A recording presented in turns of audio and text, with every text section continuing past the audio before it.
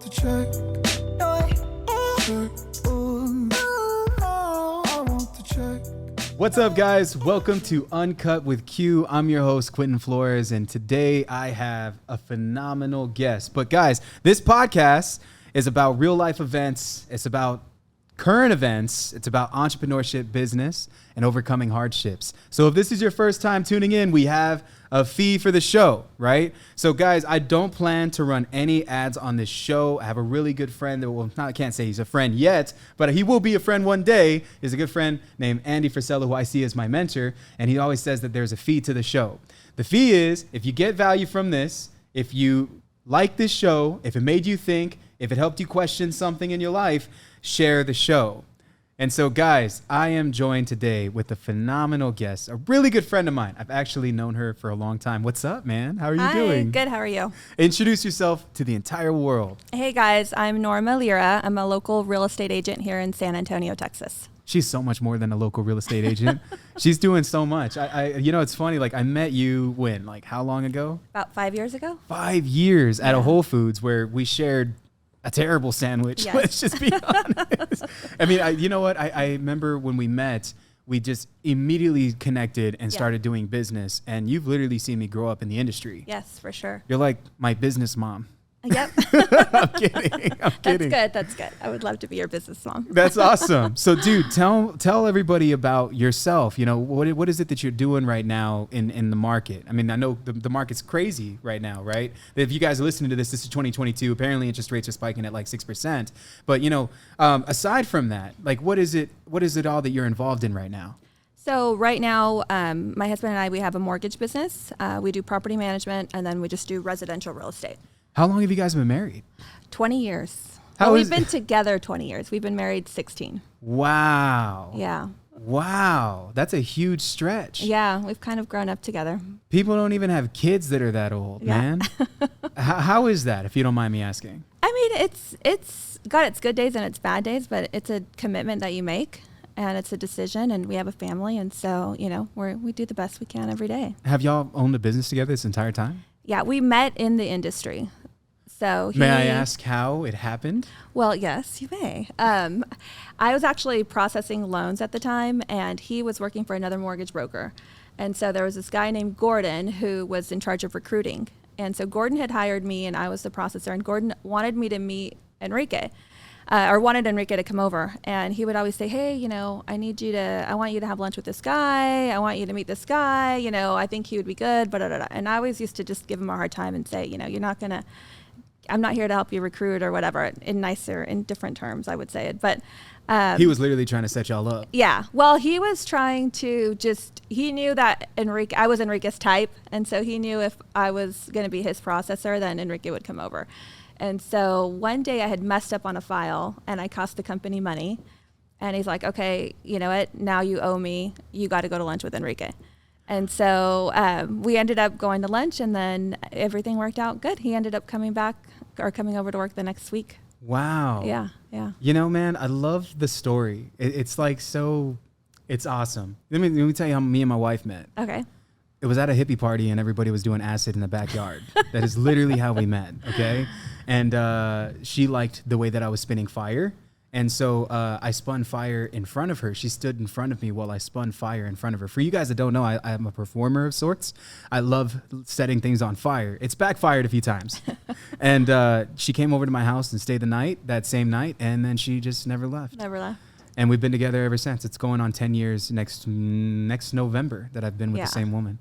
And I think, like, in long-term relationships, you know, you have to have a connection more than a physical connection, right? Because physical connections come and go. Like, as people, we evolve, you know, the way we look is changed, our sizes change and things like that. But if you have like a common connection with somebody, a real connection, then it doesn't really matter, you know, what's going on in life. Like, sometimes I feel like with Enrique and I, we always love each other, but you fall in and out of love with each other and in and out of lust. But if you always have like a connection or a friendship, that's what really gets you through the harder times in your relationship.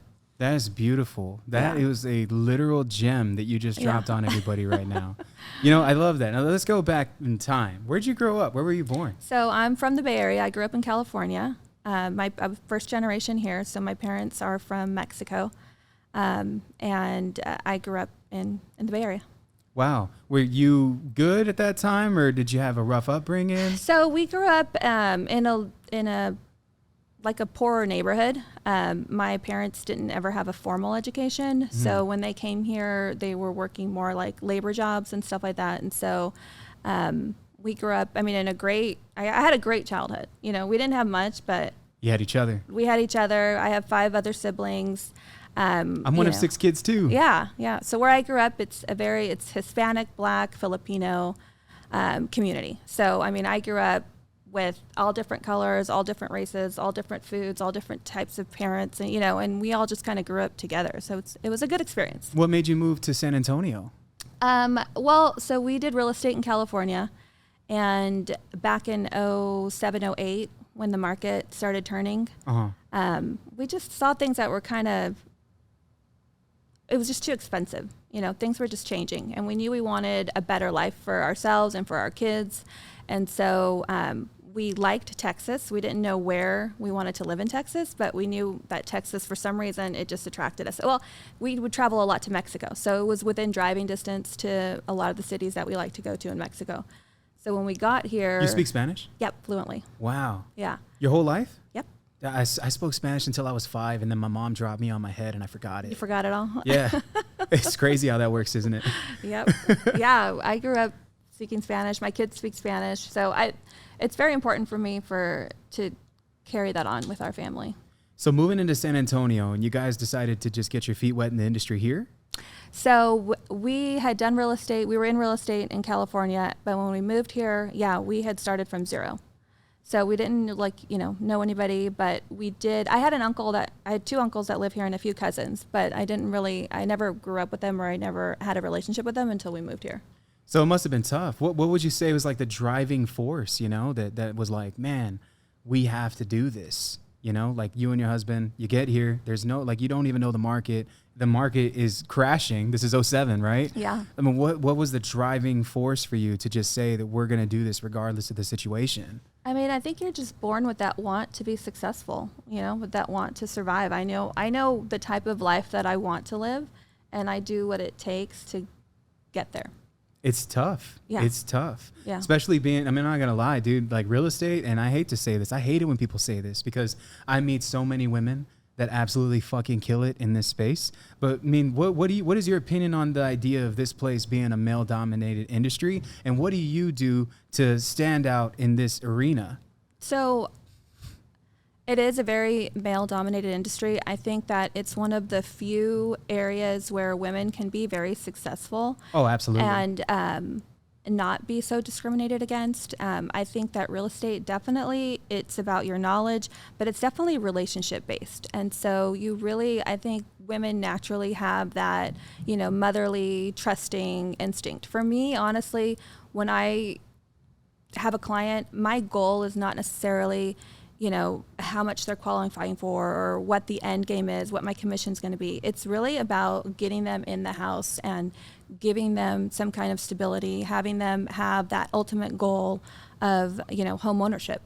And so for me, that's the most important part. Like I'm very involved with my clients. I take it very personally.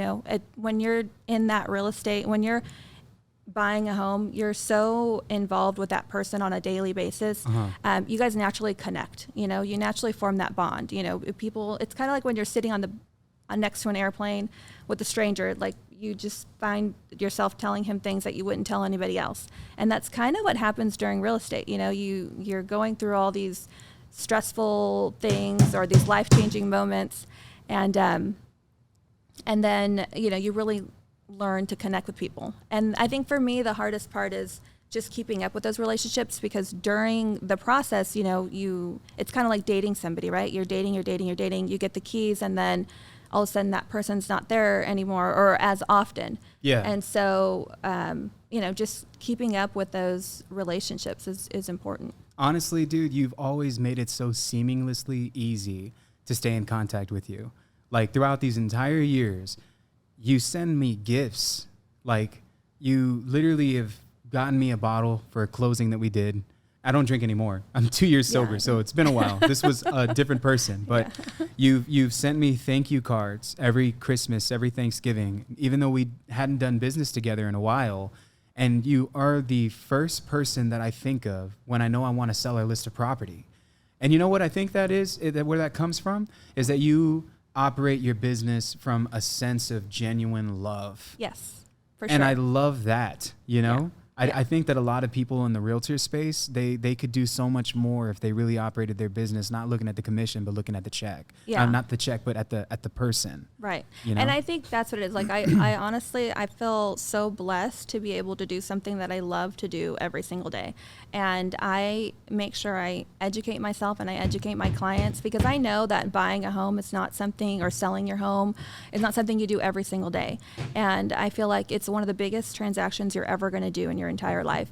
And for me, I want you to feel comfortable every single day that you're with me. I want you to feel like you know exactly what's going on. And if you don't understand something, I want us to have the type of relationship where you're like, I don't get it. Explain it to me again. And I'll explain it to you 100 times until you get it. And I know that you get it, because at the closing table, I want you to know, I want you to feel that you made the right decision, that you're completely informed about what's going on, and that you're happy with the way everything went through. And it's not always smooth, like we've done deals together where things Shit fall pops apart up. every single time. But it's my job, I'm kind of like, I feel like I'm kind of the stewardess, right, on an airplane. So there's always going to be turbulence, and usually when there's turbulence on the airplane, you look at the stewardess, and the stewardess is like sitting down, just calm. So it's like I kind of project that in my mind, So like when things go wrong, it's when you're going to see me at my coolest, and I'm going to assure you, that everything's going to be, fine. Or if it's not fine, I'm going to explain it to you, and I'm going to let you know why it didn't go that way and how we can fix it. I see. Dude, it's honestly crazy just seeing the growth that you've had like over the years. Real fast, guys, let's go ahead and let them know that we're recording over here, because I can tell that, you know what I'm saying? We'll keep going though. We'll keep going. Yeah. They're doing construction on the building next door, everybody, just so y'all know. So if y'all hear like clicking and clanking, it's because they're fixing the office by us. But either way, this is insane, Norma, like it's been awesome knowing you these last few years and seeing you grow even further than what you were at when we first met at that dinner table, lunch table, whatever it is. And, what would you say that has been the most valuable thing that you've learned being involved in the realtor industry? I mean, I honestly, so a little bit about, I guess, to go back to the beginning, why I have a passion for real estate. So like I told you guys in the beginning, my dad never had a formal education. My mom didn't either. We came here, both my parents worked, labor jobs, and my dad met a realtor. His name was Mr. Valas. He was from Chile. And he showed my dad how to invest. And so my dad, we bought our first little house. It was right across the street from a bar. It was 2 bedrooms, 1 bath, and not such a great neighborhood. And so, but he is the person that changed the trajectory of all of our lives. And so this one realtor showed my dad how to invest in a house, how to buy a house. And so, and believed in him, showed him how to do it. And from there, my dad, every few years, they would buy a different property and buy a different property and buy a different property. So my dad, somebody who was barely literate, now owns free and clear over $7 million worth of real estate. And it all started from this one realtor taking the time to show my dad the value of investing and how to make, your portfolio grow. And so to this day, he's still our realtor. I mean, he's retired now, but I saw that. And so when I was little, I always found an interest in real estate. So my parents would get a house. I would help my mom paint it. Back then there was no internet or anything like that. So in order for us to rent it, I would remember making a flyer, going to the Mexican store, putting it on the board, writing our phone numbers, and cutting the little edges so that people could take it. I would help my parents rent it. And so starting at, a young age, I've always been involved in it. And so I think when I went to school, I was studying sociology, and I started working for a mortgage lender, answering phones. And then from there, I kind of just evolved and really learned every aspect of the business. So, I'm very versed in financing. I know contracts in and out. And, I feel like in this day and age, everybody wants to get their license. But there's one thing to be successful and really grow your business and know what you're doing and represent your clients in a way that needs to be done. And then there's another thing, just getting your license and, like you said, working for the commission. Yeah. I love that.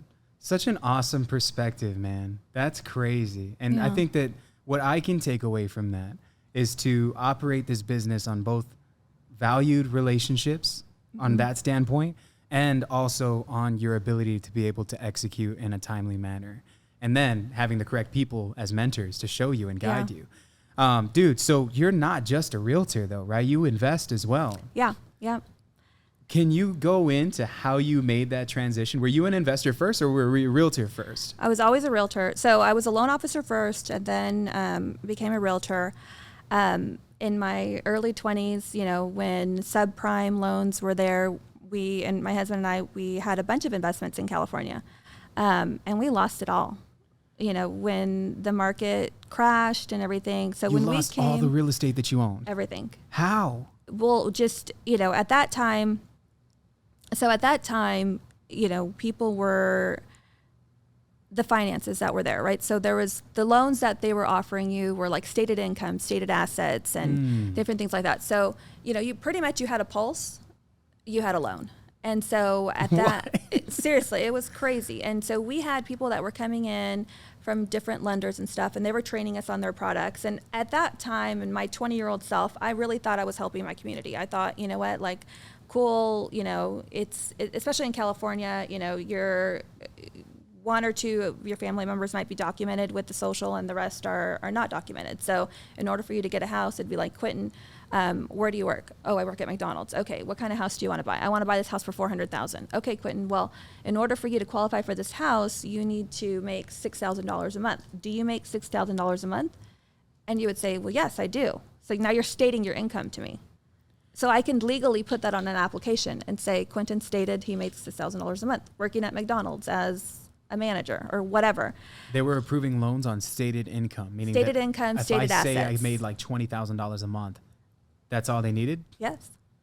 Wow. And so at that time, it was, like I said, my 20-year-old self, and these mortgage lenders are coming in and they're training you on their programs and they're saying this is how you're going to get people to qualify. And so for me, and working in a very, like a lot of our clients were either Hispanic, the majority of them were Hispanic. Yeah, but for me, I was helping my community. I was creating home ownership.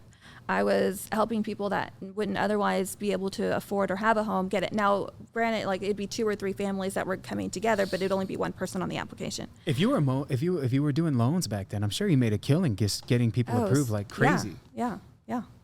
Crazy. You're like, oh yeah, absolutely. Stamp it, approved, man. Go ahead. But buy a yacht. But I didn't know any better, And then when we were betting on equities going, the equity going up on a property and being able to refinance your client into a 30-year fixed or into a more conservative loan. And when the market crashed and rates went up and values went down and I couldn't get those people to refi, then people were foreclosing and losing their homes. And that's the same thing that happened to us. Now, we didn't lose our home, but we had investment properties that we had done stated income, stated assets and stuff like that. So let's say your rate was one day was 6% and now your 2 years were up or your 4 years were up, it went to 10 or 12%. So your payment went like $4,000 and it wouldn't even make sense to keep the house. You're collecting $2,000 on rent or, so. Oh, it's backwards. Wow. Yeah. So then we weren't able to keep a lot of our properties. I'm grateful that happened to me in my 20s and I learned a lot from it. And it really opened my eyes. So dude, you're a boss ass lady, yo. Yeah. Like that's fucking cool. Yeah. So, I mean, we had to start over. We started from zero again. So when we came here to Texas, we had to get creative, in the ways that we were going to rebuild our lives. Was Texas worse than Cali, or were they both like? Texas was always great. Texas, I mean, we live in a bubble in Texas because while, other states like California and Florida, were going through this huge recession and property values were crashing, San Antonio, or I don't know, I can only speak for San Antonio market, but I believe Texas in general, it was still appreciating. It was still growing. So maybe you didn't have that, the normal appreciation rate, but you did have a little bit of growth, or no growth at all, but it wasn't declining. I remember on the news when I was a kid, because I was 18 in 2007. I was like 17, 18 years old. And I just remember not feeling any of this, but looking at CNN and everybody's just losing their minds. People were just like heads on fire everywhere, running around. What is that movie? Which one? The Big Short? The Big Short. Yeah. It was. That's just, that's a good movie for you guys that are wondering how that went down. I think that movie depicts it completely. Brad Pitt's in it. I think, what is that one dude? He's super funny, chubby guy, glasses. Gosh. You know who I'm talking about. He's in that movie Superbad. Yes. Noah. Something, nothing. You know who I'm talking about. Yes. That guy who's insanely hilarious is in that movie. Yeah. So then you came to Texas and then just pivoted into buying more properties for yourself. It didn't happen automatically. So we came to Texas. We sold our primary home in California. We came to Texas. We bought a house here, and then we kind of just started from zero. So it was just getting back into the game, finding clients. I love it, but you didn't quit. No, You kept that's not going. an option. I love that. Yeah. But I mean, like I said, the one thing is, we all make mistakes and we all have to grow from them and we all have to learn from them. And so, really for us, coming to Texas was kind of like a new start. And you were a mom at this time too? Yeah. How many kids did you have? So we had 3 at the time. 3 kids at the time, and you're moving all the way over here across the entire country to come to San Antonio, Texas to build something. Yeah. How do you handle entrepreneurship and being a mom at this time, and even now where you're at? I mean, it definitely takes a village. A village. I had a lot of support from, when I came here, we didn't have any friends. We were in a tough spot, and so I had actually joined a mom group. And Super Moms Unite? It was called like Mis the Amiguitos. And Justice League of Mexican Moms. Right? It was like at this one time where there was just a lot of families that were moving into Texas. And I don't remember exactly how because there was no Facebook. I don't even know. But there was MySpace. No, I think it was there. Facebook. Facebook had just kind of started. I remember it was like 2008 when I was like, I guess I'll try this thing out. Yeah. I was so, how I love to, edit my MySpace Meetup. page. It was a meetup. There was a web page called Meetup where different groups got together. And so who's still a really good friend of mine, Ida, she had created this moms group. And so for moms, and we joined it. And that's actually where I made some of the best friends that I have right now. And we were all kind of young and we kind of grew up together. And so, just support. My in-laws moved out here too, so they helped us. And how do you manage that? 3 kids though, that just sounds so crazy, but you made it work. You make it work. And I always remember, or I always keep in mind, my mom always told me, when you get overwhelmed, you're going to look at your kids and you're going to feel frustrated, but you're also remember at the same time that one day you're going to miss these days. Wow. And now that my kids are, the baby's 13 and my other son's 15, and they kind of have their own lives and they're more independent. And I do miss those days. I used to have them in my car playing video games and eating McDonald's while I showed property. I mean, you brought them with you? Yeah. Any a few means of the necessary. times, whatever it took to get the job done. Yeah. I love that. I think that a lot of people, when they decide to have children, they use the child as an anchor when they should use the child as an engine. Sure. Yep. Kids are engines. Yeah. When you have a child, that's the most driving, motivating factor in your life to get to where you want to go as fast as humanly possible. Yeah. So yeah, man, if you're listening to this and you have kids, lead by Norma's example, man. Take them with you. If you're going to drive for dollars, take them with you. Yeah. I mean, it's not it's not what I wanted to do, but it's what I needed to do at that time. And, my kids see us work and, they see that, the value that we bring in. Like my daughter, sometimes she's funny. She'll be like, my mom's a boss. And it makes me laugh. It makes me shine though inside to make her like that. She really realizes are a boss. that, like everything I do is for them, well, not everything, right? We do things for ourselves, but I always tell my kids, I'm going to leave you your education, and we're going to try and travel this world as much as we can. And when I die, if there's anything left, you're welcome to it. But it's not my responsibility to make you successful. It's my responsibility to give you the tools for you to be successful. And what you do with those tools when you're an adult is up to you. And that's kind of how my parents raised me. And so I feel like I've always had that drive where, I want to be successful. I want to be a good person. I want to have a successful business. I want to have kids that are loving. For me, my goal with my children is to just not raise assholes. Just be good people. Be thankful for what you have, be educated, learn how to speak to people, and find something that you have a passion to do and do it well. My mom taught me the same thing. Yeah. There is nothing that my mother ever gave me that was handed to me. She always said from the moment that I was able to work, because I remember at 16, I rushed to get a job because I wanted to make my own money. She said, now you're good enough to pay bills here.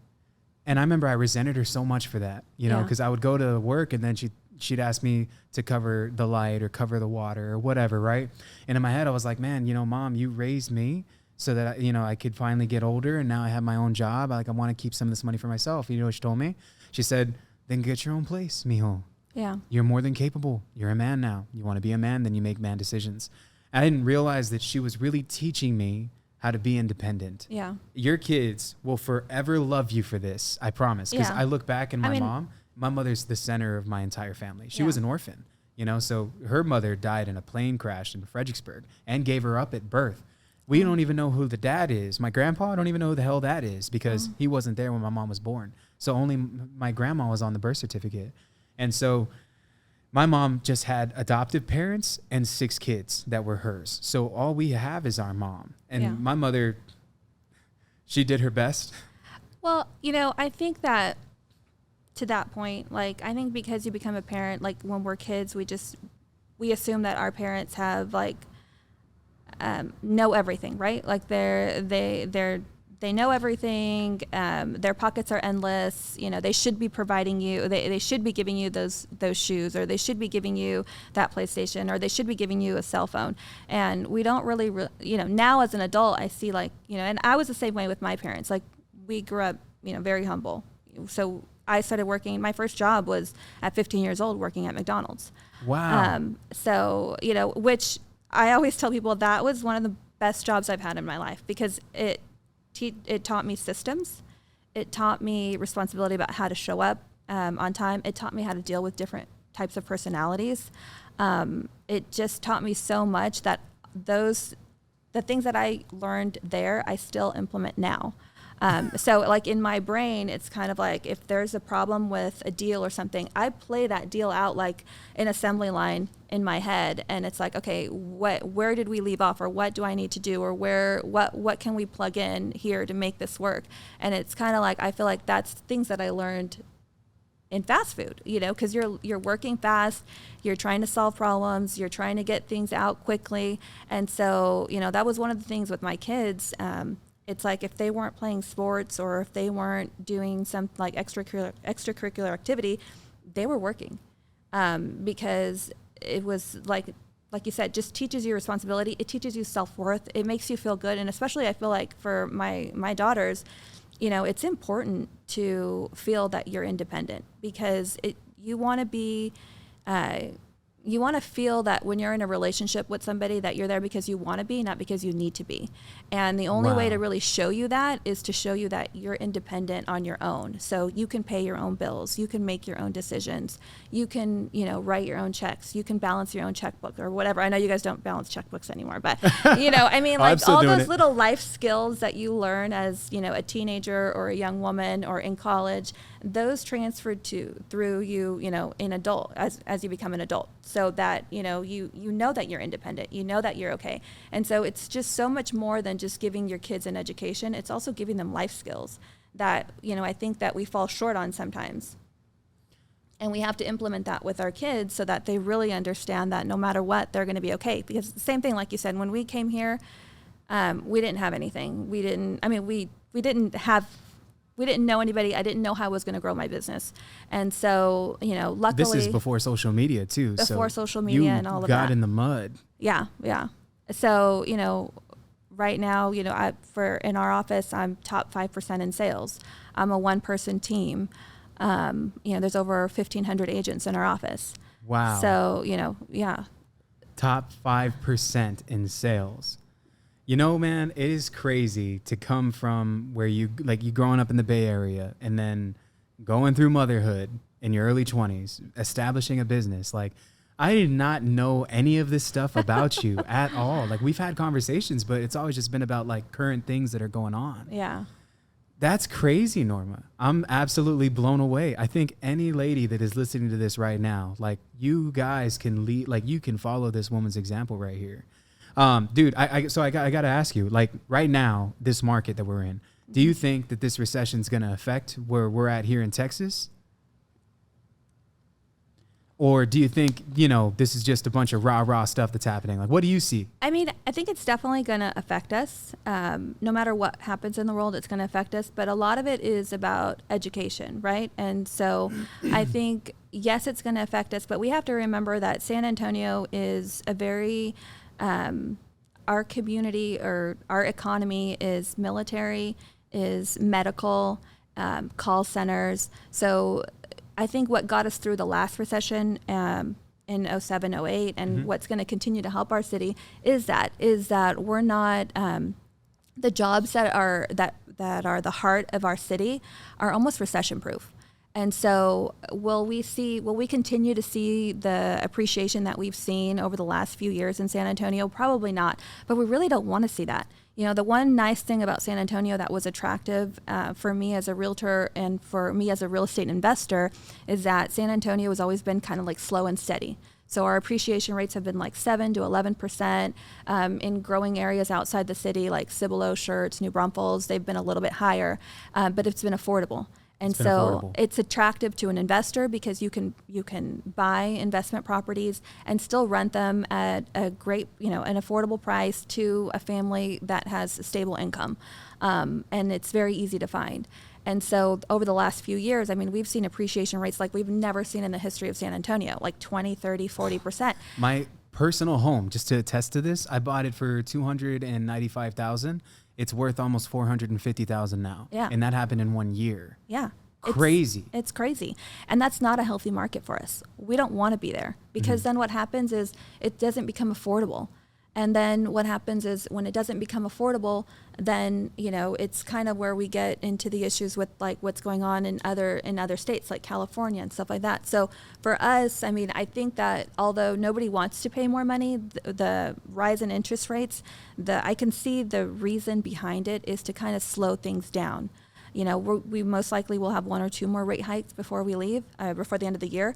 But, I always tell my clients during this time, what's most important is to focus on your payment, right? So don't focus so much on the hype of the rates and this and that. Work closely with your loan officer. What can you afford? Okay, this is where my payment needs to be, and keep it there.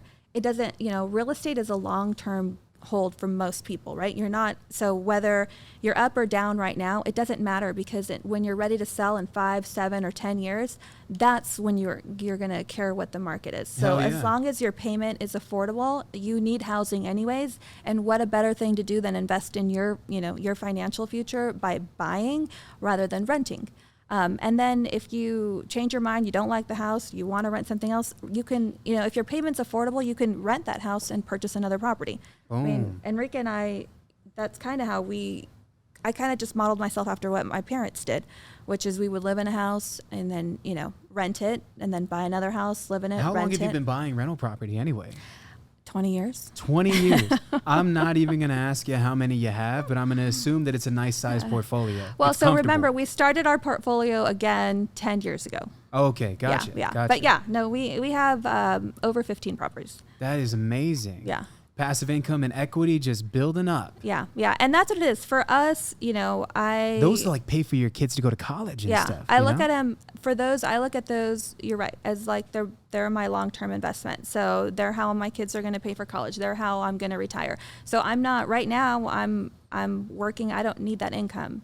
And so for me, it's like anytime we have we have like a rental account. And so once we get enough for a 20% down payment, it's like I'm constantly buying properties, finding opportunities, and partnering, because we're going to do a deal together. Yes, we are. You guys may not know this, but like Norma, I told her that I had all these houses sitting there, and she was like, let me tell you what you can do with those houses if I were to help you. And I was like, what? Okay. She came into my office this morning and we're talking about partnering up. So I'm at a weird stage in my business right now. So like I have houses that I bought that I should be doing something with, and Norma's actually helping me out with them. And I think this is why collaboration over competition is so important too. For sure. But just that's phenomenal. Yeah.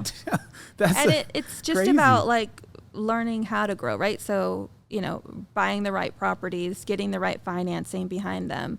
The one good thing about all of this is with all the growth in San Antonio and the market that we've been going in, property, rents have gone up tremendously. And so it's actually very lucrative right now for an investor, even though the prices have gone up, but so have rents. And so, I have a lot of investors that it's funny because people kind of are saying, California is coming in and just buying everything. That's not been my experience. I see a lot of people from Dallas, Austin, Houston that love Texas, have maybe came here from other states, but this is now their home state. Like I consider this my home state. Oh, I love Texas. It's beautiful here. Yeah. Taxes are low. Yeah. Food is amazing. Barbecue, tacos. Exactly. But they're all coming in and they're all kind of focusing on San Antonio. Why? Because San Antonio still has great schools. We have, we're still a small city, but we're a big city with a small city feel, right? So we have great schools. We have lots of job growth. Housing is still very affordable. And so after COVID, a lot of those jobs where people now can work from home, they're looking to stay in Texas, but they maybe not necessarily want to stay in, Fort Worth or Houston because it's not affordable. So they are coming out this way towards San Antonio, Schertz, Cibolo, Bulverde, and then just maybe commuting once a month to work when they have to. This is insane. You know what? I love this city so much. It's taught me so much being here, seeing the neighborhoods come up, like parts of the east side and even now the west side, and then central San Antonio is like booming. It's on a rise. Yeah. What do you see in the next 5 years that's going to come to this market here in San Antonio, Texas? In the next 5 years, I think that we're hopefully... Aren't they building a Tesla? Yeah. Right? Yeah. That's like, how far is that?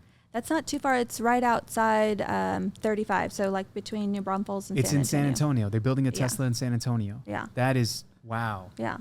Well, plus, at Petrenko, like you have all the call centers.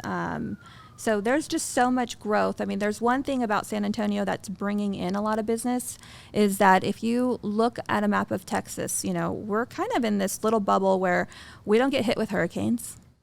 It's beautiful, thank God. Yeah, it's beautiful. It's not too humid. The weather's great. Well, besides that snowmageddon we had the other year, but for the most part, it doesn't really snow. We don't get hurricanes. We don't get tornadoes. We don't get earthquakes. And so as an employer or as a bigger business coming in, like Tesla, like IBM, or like Apple, like Microsoft, I saw they just built a huge IKEA. It's not even that far from here. Yeah. That's so brand new. They see that they're not going to have bad weather days for their employees.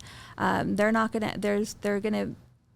The job growth is still here. The education level of people that live here, are what they're looking for those types of jobs. And so there's still a lot of growth to be that's going to happen here over the next few years. I'm excited for it. Man, Yeah. Norma, dude, I've learned so much from you just in this one session. I know, What is some thanks. piece of advice that you would give to that agent that is starting out? Maybe it's an agent that's a mom that's trying to figure out how to put their license to work and really make this happen for their kid. Like, what's that advice that you would give to that person?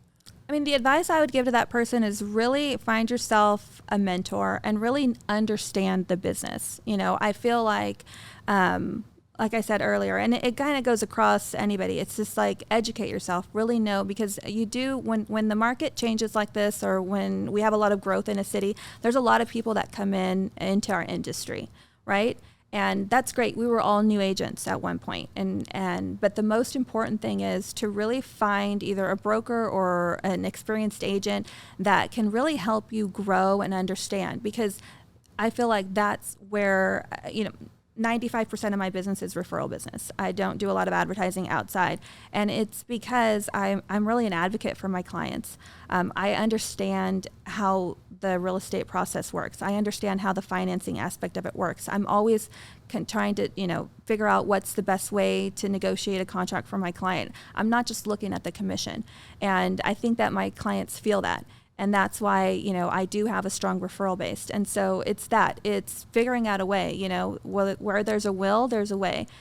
Partner up with another new agent mom. If you don't want to, if your kids are too rambunctious or you have a long day of showing, partner up with that other mom and work with each other. Hey, I'm going to be showing on Saturday. You help me. I'll help you on Sunday. Love it. Or there's always ways. And there's so many people. There's one thing about San Antonio, and I think in our real estate community in general, is we are competitors, but we're not competing. It's like we all want to see each other successful. We all want to see each other grow, and I think that's the most important part. That's how you do it. Where can everybody that's listening right now find you? Like, what's the best way they can get in contact with you? So I'm always on Facebook. You can find me, Lira Realty Group, Lira Realty Group, or Norma Lira. And then on my cell, 210-627-1410. Guys, you need to buy, sell, invest. Y'all make sure that you holler at my homie, Norma Lira. I appreciate you so much for being on the show, Norma, and I hope to have you back again soon. Thank you. Thank you, It's good to be guys. here. And we'll talk to y'all again after this thing. We'll see you guys on the next one. Peace out, everybody. Bye.